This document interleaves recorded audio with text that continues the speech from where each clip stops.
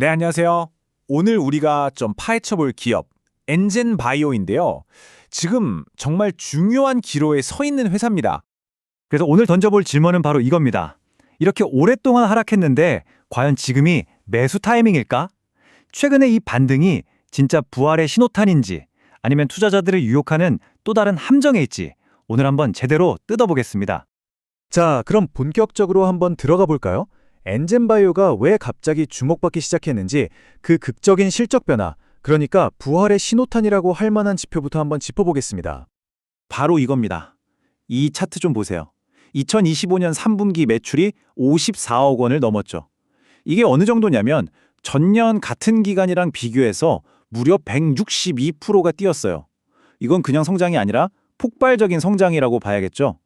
사실상 오늘 우리가 엔젠바이오를 이야기하는 가장 큰 이유가 바로 이 숫자 때문입니다.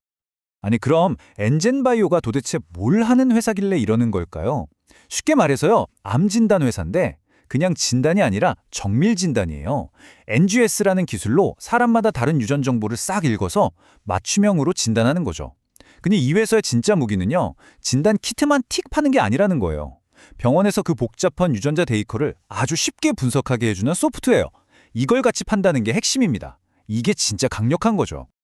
좋습니다. 그럼 이 엄청난 성장을 이끌어낸 힘은 도대체 뭘까요? 앞으로 주가가 더 오를 거라고 기대하게 만드는 핵심 동력, 저는 이걸 3대 성장 엔진이라고 부르고 싶습니다. 자, 첫 번째는 뭐냐면 정밀의료라는 거대한 시장의 파도를 제대로 탔다는 거고요. 두 번째는 다른 회사들은 따라오기 힘든 소프트웨어 기술로 이걸 경제적 해자라고 하죠. 이걸 아주 단단하게 구축했다는 겁니다.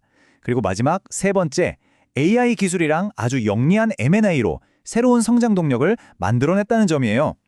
자, 하나씩 좀 더 자세히 볼까요? 자, 이 부분이 정말 재밌습니다. 경제적 해자라는 말 많이 들어보셨죠? 한번 생각해 보세요. 여러분이 병원장인데 몇 년 동안 환자 데이터를 다 이 소프트웨어로 쌓아놨어요. 의사들도 다 이거에 익숙해졌고요. 근데 갑자기 다른 회사 걸로 바꾼다? 와, 이거 보통 일이 아니거든요. 돈도 돈이고 시간도 엄청 들겠죠? 바로 이게 락인 효과입니다. 한번 들어오면 빠져나가기 힘든 구조. 이게 바로 엔젠바이오의 강력한 무기인 거죠. 여기에다 유방암 진단키트는 국내에서 유일하게 식약처 허가를 받았어요. 이건 뭐 독점이나 다름없는 겁니다. 근데 미래는 더 대단합니다. 지금 LG랑 손잡고 뭘 하고 있냐면요. 며칠씩 걸리던 암 분석을 단 1분 만에 끝내는 AI 솔루션을 만들고 있어요. 이게 만약 진짜 상용화된다? 그럼 게임 끝나는 겁니다. 말 그대로 시장의 판도를 완전히 뒤집는 게임 체인저가 되는 거죠. 게다가 최근에 의약품 유통사까지 인수해서 이제는 진단에서 치료까지 한 번에 쭉 이어지는 그림을 그리고 있습니다. 자, 여기까지 들으면 와, 이거 당장 사야 되는 거 아니야 싶으실 거예요. 하지만 잠깐만요. 투자의 세계에 공짜 점심은 없죠. 성공적인 투자를 하려면 반드시 동전의 뒷면도 봐야 합니다. 지금부터는 우리가 꼭 짚고 넘어가야 할 아주 현실적인 리스크들을 하나씩 체크해 보겠습니다.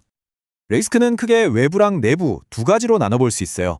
밖으로는 정부 건강보험 정책이 어떻게 바뀌냐에 따라 실적이 휘청일 수 있고요. 요즘처럼 달러가 비싸지면 원가 부담도 커지죠. 또 덩치 큰 글로벌 기업들이랑 계속 경쟁해야 하고요. 안으로는 이게 좀 중요한데 앞으로 주식으로 바뀔 수 있는 물량, 이걸 오버행이라고 하거든요. 이 부담이 있고 아직 회사가 돈을 못 벌고 있다는 점, 그리고 최근에 인수한 회사를 잘 융화시키는 것도 숙제입니다. 내부 리스크 중에서 투자자라면 이 숫자 250억 원, 이 숫자는 꼭 기억하셔야 합니다. 이게 뭐냐면 최근에 발행한 전환사채 규모거든요. 나중에 주식으로 바뀔 수 있는 채권인데 이게 왜 주가에 그렇게 중요한지 바로 다음 장에서 설명해 드릴게요. 네, 바로 이 오버행 이슈라는 겁니다. 이게 뭐냐면요. 지금 당장은 빚인 이 250억 원어치 채권이 1년 뒤부터는 주식으로 바뀔 수가 있어요. 그럼 생각해 보세요. 주가가 막 오르려고 할 때 이 엄청난 물량이 시장에 확 풀린다면 어떻게 될까요? 당연히 주가 상승의 브레이크가 걸리겠죠. 투자자 입장에서는 머리 위에 언제 떨어질지 모르는 폭탄이 하나 떠 있는 거나 마찬가지인 셈입니다. 그러니까 좀 신중한 투자자 입장에서 보면 딱 정리가 되죠. 왜 엔젠바이오 투자를 망설이는가? 첫째, 아직 적자 기업이다. 둘째, 250억이라는 잠재적 매물 폭탄이 있다. 셋째, 거래량이 너무 적어서 주가가 하루에도 막 위아래로 춤을 출 수 있다. 이런 리스크들이 눈에 보이는 겁니다.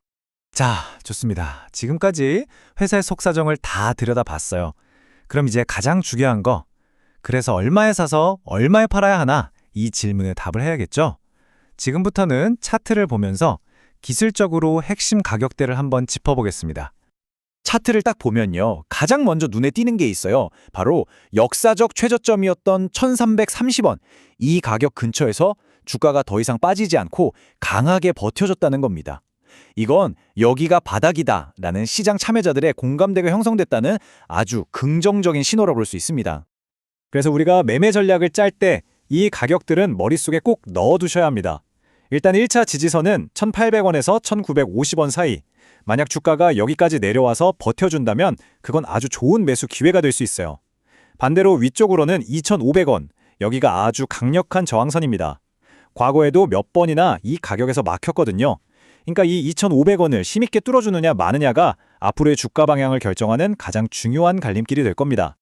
그럼 앞으로 주가는 어떻게 흘러갈까요? 세 가지 시나리오를 그려볼 수 있겠죠. 가장 좋은 시나리오는 회사가 약속대로 2026년에 흑자 전환에 성공하고 AI 사업까지 대박이 나는 겁니다. 그러면 3,000원은 물론이고 5,500원까지도 충분히 노려볼 수 있어요. 그냥 평범하게 실적이 조금씩 개선되면서 오버행 물량을 소화해 나간다면 1,800원에서 2,500원 사이 박스권에서 움직일 거고요. 최악의 시나리오는 흑자 전환에 실패하고 돈이 더 필요해지는 경우겠죠. 그러면 다시 역사적 저점인 1,300원 근처까지 밀릴 수도 있습니다. 자, 이제 마지막입니다. 지금까지 우리가 살펴본 모든 내용을 종합해서 최종 결론은 내리고, 그래서 우리는 구체적으로 어떻게 행동해야 하는지 그 전략을 한번 짜보겠습니다. 엔진바이오, 정말 장점과 단점이 명확한 주식입니다. 국내 1위 소프트웨어 기술력, M&A를 통한 폭발적인 성장, 그리고 AI라는 확실한 미래 먹거리. 이거 정말 매력적이죠. 하지만 동시에 아직도 돈을 못 버는 적자 기업이라는 거, 그리고 전환사채라는 잠재적 폭탄을 안고 있다는 거, 이 리스크도 무시할 수가 없습니다. 그래서 최종적으로 저울에 달아본다면 저는 이렇게 평가하고 싶습니다. 현재의 재무 리스크보다는 미래 성장 잠재력에 75% 정도의 무게를 둘 수 있겠다. 하지만 나머지 25%의 리스크 역시 절대 가볍게 봐서는 안 된다. 전형적인 하이 리스크 하이 리턴 주식의 표본이라고 할 수 있겠죠? 그렇다면 이 모든 분석을 통해 우리가 얻어야 할 최종적인 그리고 가장 실용적인 매매 전략은 뭘까요? 제 생각은 이렇습니다.